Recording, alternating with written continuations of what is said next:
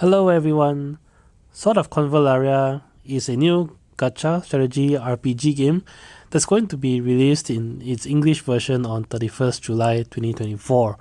And I for one am very excited for this game, and I plan to at least spend some considerable amount of time on this game. In this video, I'll be giving a quick introduction and overview on Sword of Convallaria. Currently, at the time of making of this video, the final closed beta test or CBT is available, and I did spend about 3 to 4 days playing the CBT, and I'm going to give my first impressions of this game. In this video in particular, I'll be covering the gameplay, a little bit about the story, I'll be covering the gacha element, and finally the character development system in the game. Sword of Convallaria is a strategy-filled role-playing game similar to other games in this genre such as Final Fantasy Tactics and Triangle Strategy. If you are new in this genre, sieges typically play out on a grid of a field, and you control a party of characters that you provide actions such as moving around the field, doing basic attacks, and casting spells or doing special abilities. There are layers of mechanics in play though that makes the game more interesting, such as here where there are explosive barrels that you can push around to inflict heavy explosions to take out enemy units to gain an advantage. Or for example, you can use certain abilities that has a knockback feature and actually knock back enemy units down into a river or over the edge of a cliff to instantly KO them. On top of this, all units in the game have certain attributes or elements tied to them, designated by the colored symbol next to their health bars. So for example here, green units are weak to red, and using a red unit will deal bonus damage if you are doing damage to green units.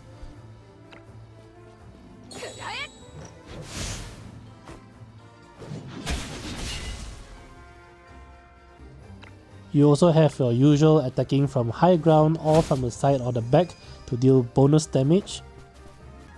Some stages also have boulders that you can push around with attacks to knock into enemy units, or sometimes even hit explosive barrels to trigger a chain reaction. Lastly, you also have access to ultimate abilities called tactical powers in this game, which are very powerful attacks or effects that you can do, but limited in quantity per battle. In this example, I use a tactical attack called Thunderstruck, which is a ranged lightning attack, and I target an explosive barrel which, as you can see, starts a chain reaction taking off a group of enemies in one shot. In terms of story, I won't spoil too much. What I will just say is that you play in a medieval setting where you find yourself stuck in the middle of an uprising that seems to be instigated by unknown forces behind the scenes, and you are given the ability to so-called go back to decisive moments in the past where you can change your decision making and drastically alter the outcome of destiny. Eventually you join a group of mercenaries called the Sword of Convallaria and take over as their new general and leader. Moving on to the gacha element. The gacha element in this game revolves around pulling for special units. The units rank in rarity from common to epic to legendary units, and the legendary units are specific units such as these that have their own names and special abilities, and then you have the generic units such as all these other units in this pool right here. The gacha rate I think is decent enough that if you want to remain as free to play you can, and from testing you don't even need like a full team of legendary units. You can use the generic units, they actually work pretty well in this game as well. There is also gacha for equipment if you want, but you don't need to because you can actually get equipment for free in this game. Which I suppose brings me to the final part of this video, which is on the character development and customization. I have to say I am pretty impressed because there is actually quite a lot of things you can do with the characters. First off, I did mention legendary units. These are the rainbow background units I would say. So here I have 4, Maita, Beryl, Magnus and Momo. And then you have the orange background units, which are the epic rarity. The rarities are designated right here, and you can see that of my party I actually used 4 epic rarity units because I was actually quite unlucky on the gacha in this playthrough, and it doesn't really matter too much. I actually got through the game so far pretty fine. I'm currently in the middle of chapter 2, and even though I'm using only 2 legendary units, most of the fights are pretty straightforward. So I'll just quickly cover what you can do to upgrade your characters once you get them. The one thing that I actually enjoy about this game is that you don't need to go too hard on pulling. If you do pull duplicate units, you can use the duplicate units to strengthen the trait of your character. But as you can see, you don't really need to, because each level up of the traits, while they do give an increase in the character's stats, the increase isn't overly massive, so you don't need to rely too much on getting dupes for the characters. Plus, in terms of the traits, you can actually farm the materials to increase the traits, so you don't actually have to pull for dupes. Though I have to say that farming materials to increase traits for legendary characters will take months of time. But like I said, you don't actually need to increase the trait level, so don't be too hard up on trying to max out your characters too quickly. There are other ways to increase the relative strength of your characters, and this applies to even the non-legendary characters. So for example, you have your basic level up system where you can level up your characters. Initially you are capped in the level, but as you increase your Voyager rank, they call it, which is your game rank, the cap on the character levels will increase correspondingly. Now, beyond the usual level ups, you also have character ranks.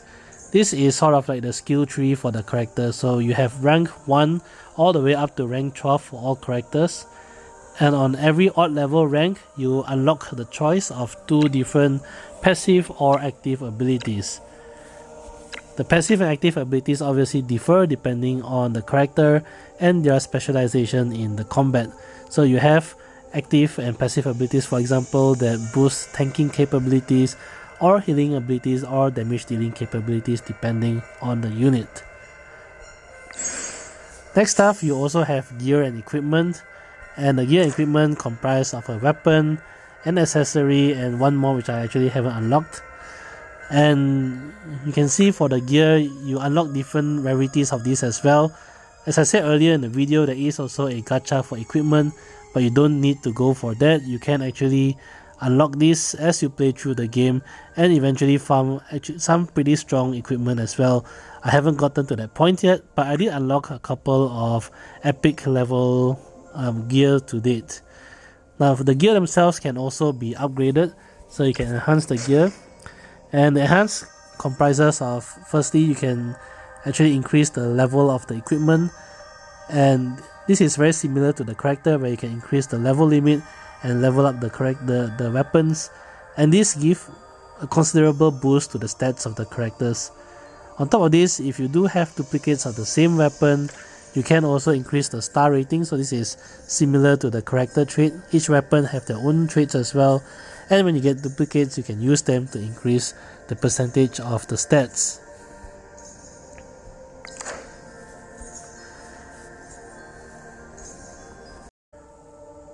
Overall, I think the character system is extremely deep and versatile.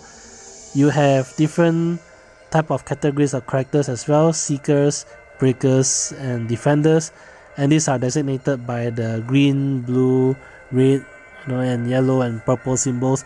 So different characters have different alignments, and you can see that different alignments tend to counter others. So as you're progressing throughout stages, you can actually mix and match the characters that you bring for each stage depending on the enemies present on that stage.